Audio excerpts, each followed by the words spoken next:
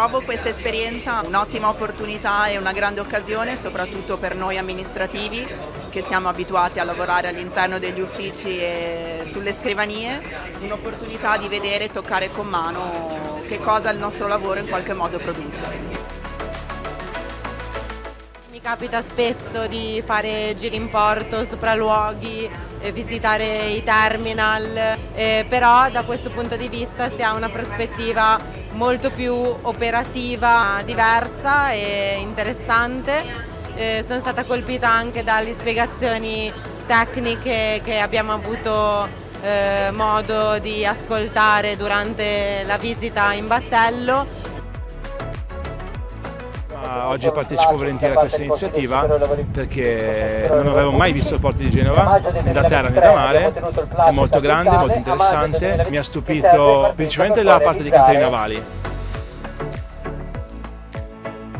Questo sopralluogo consente anche a chi lavora su spesso planimetrie, documenti tecnici di apprezzare altre dimensioni che possono sfuggire effettivamente al disegno. Ogni giorno abbiamo a che fare con la teoria del porto di Genova, ma la pratica e vedere come effettivamente vengono svolte le attività è tutta un'altra cosa.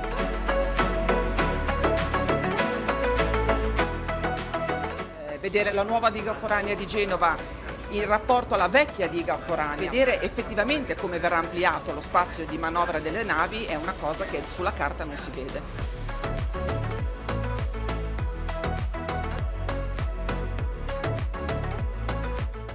Siamo appena sbarcati, siamo stati 2 ore insieme ai colleghi dell'autorità di sistema portuale a vedere dal vivo quello che è il lavoro di ufficio, il lavoro che tutti i nostri colleghi fanno dalla mattina alla sera utilizzando pratiche amministrative apparentemente disgiunte dalla realizzazione delle opere e poi in realtà originano.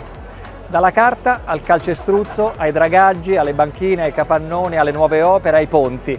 Quindi 2 ore che ci hanno consentito di vedere tutti i 22 km di estensione del nostro porto qui a Genova, 22 km realizzati, manutenuti e costantemente tenuti operativi dal lavoro di tutti i dipendenti dell'autorità di sistema portuale. Qualcuno le può considerare 2 ore di svago, 2 ore perse al lavoro d'ufficio, sono 2 ore che rendono consapevoli i dipendenti di un'amministrazione importante come la nostra di che cosa significa lavorare per la prima amministrazione portuale italiana.